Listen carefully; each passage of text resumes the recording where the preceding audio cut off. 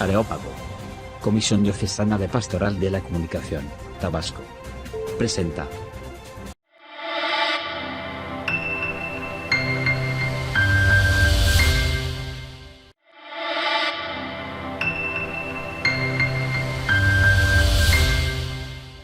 ¿Qué tal? Buenas tardes, ¿cómo están todos ustedes? Estamos aquí desde Areópago Noticias comunicándoles las últimas noticias y frescas noticias para todos ustedes desde la Iglesia Comunicada y Comunicadora.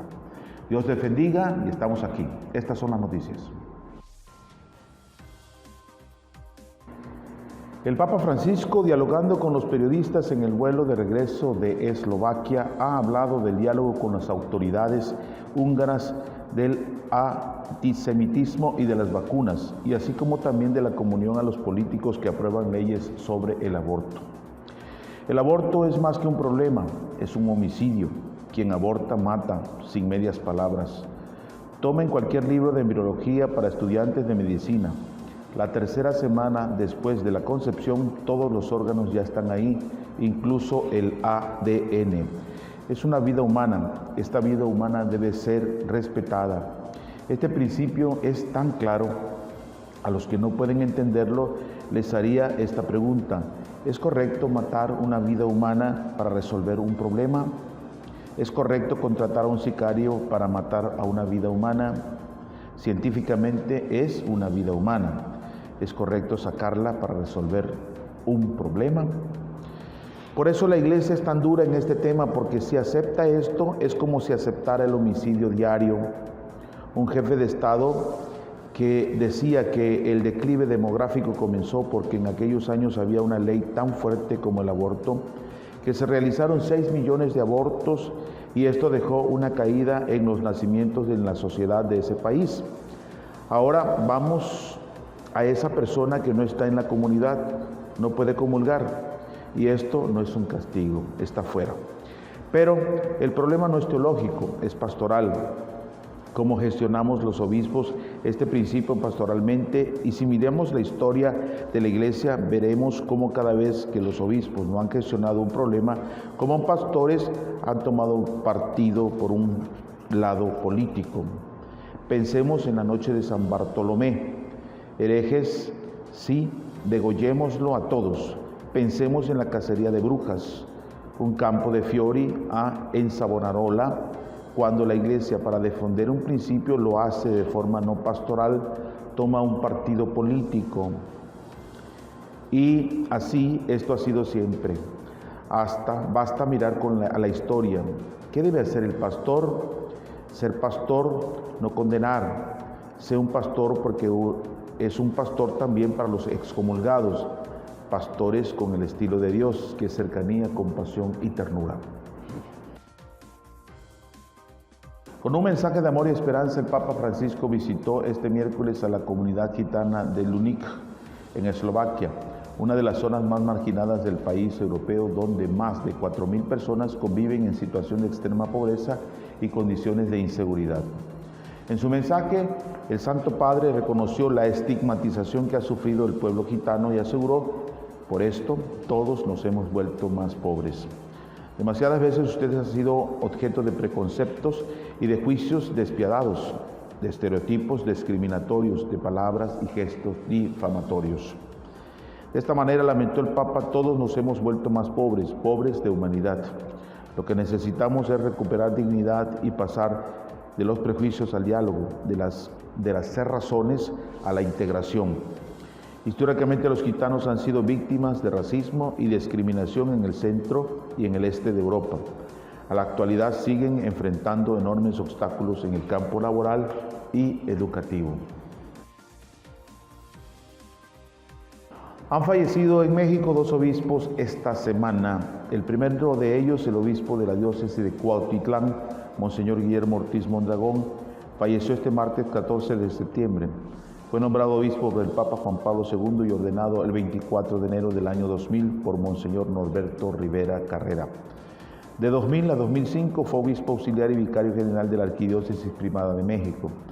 El 19 de octubre de 2005 fue designado por el Papa Benedicto XVI como obispo titular de la diócesis de Cuautitlán. Tomó posesión el 23 de noviembre del 2005. El segundo obispo que ha fallecido es Monseñor Fernando Mario Chávez Rubalcaba, obispo emérito de Zacatecas. Falleció este miércoles 15 de septiembre a los 88 años de edad, confirmó la Conferencia del Episcopado Mexicano.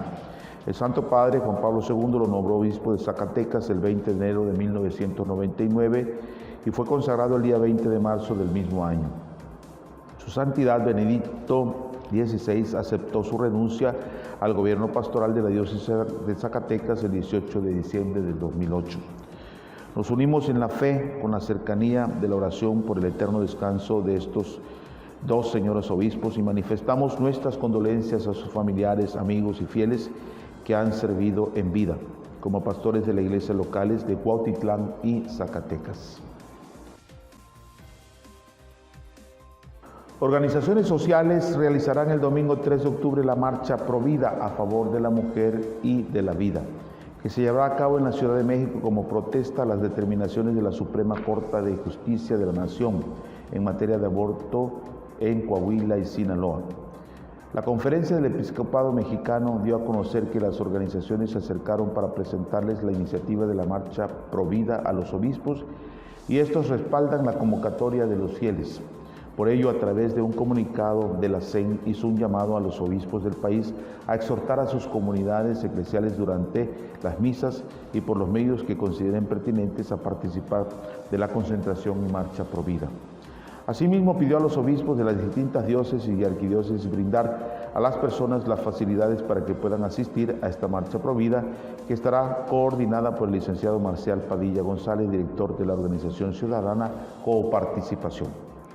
Como pastores, refiere el comunicado, estamos llamados a acompañar, impulsar y respaldar las acciones de nuestros fieles, de tal manera que esta concentración de miles de hombres y mujeres dentro del marco de la ley sea una expresión nacida desde la fe, hecha caridad a favor de las soluciones reales a las necesidades de la mujer y su dignidad, al tiempo que se haga visible y se respete la integridad del derecho a la vida del hijo o hija en gestación.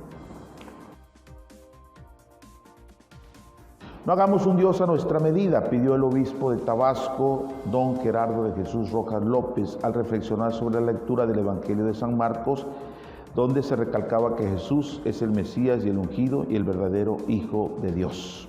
Esto lo dijo el domingo pasado en su rueda de prensa. Afirmó que Cristo es el criterio de nuestra vida. Si lo consultamos para nuestras decisiones y lo llevamos a su presencia, entonces nos ponemos en contacto con Él. Monseñor expuso que la tarea es configurarnos y pensar como Él, poniendo los mismos sentimientos, pero no solamente decirlo, sino hacerlo, haciéndole saber, creer a la gente quién es Cristo a través de nuestro comportamiento. Es el Cristo que padece en la cruz, padece y ama, padece y da la vida porque nos quiere. Es el que da la vida por nuestros amigos y es el criterio que debemos seguir. Es el criterio de poder mirar como Cristo ve. Habrá sufrimientos, pero sobre todo habrá una conciencia de que lo hacemos todo por Él y para Él. Ese es Jesús, esa es la respuesta que quiere Él, que nosotros nos configuremos con Él, que nos parezcamos a Él y que las decisiones sean con Él, según lo que Él espera de nosotros, que no hagamos un Dios a nuestra medida y lo prediquemos, lo manifestemos así, sino el Dios que nos presentan los evangelios y la Iglesia también refirió. Luego de que la Suprema Corte de Justicia de la Nación aprobara la despenalización del aborto en el país, el obispo de Tabasco, don Gerardo de Jesús Rojas López, sostuvo que debe profundizarse en el tema y no debe decidirse a la ligera, porque se requieren de foros y reflexiones para tomar una decisión de esta naturaleza.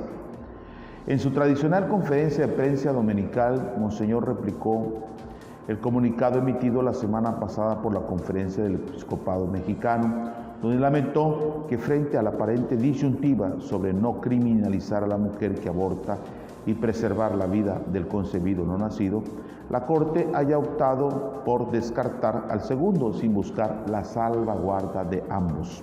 Es decir, que es un tema complejo y difícil. Por un lado, la garantía y el respeto a la persona, a la mujer. Por otro lado, el respeto a una vida que ya no es parte de la mujer. Es una vida diferente, es una persona distinta. Entonces consideramos que se debe profundizar y discernir, no decidir a la ligera. Creo que hacen falta foros, reflexión, discernimiento para una decisión de esta naturaleza, como marca la Conferencia Episcopal. Nosotros, los obispos, no criminalizar, pero sí habrá otros medios donde se respete la vida y también se garantice la dignidad de la mujer. Monseñor Gerardo de Jesús reiteró que si bien la Iglesia es consciente de que la cárcel no es la solución a la problemática de la mujer que aborta, sí vieron en la resolución de la Corte un peligroso y desproporcionado contraste entre el contenido y los límites que lo denomina derecho de la mujer a decidir frente a la protección constitucional del concebido no nacido.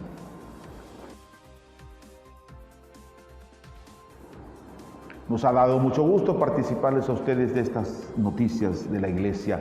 Esperemos en Dios siempre mantenerles informados para poder pasar a la otra parte del proceso, formación y transformación de la vida de todos nosotros.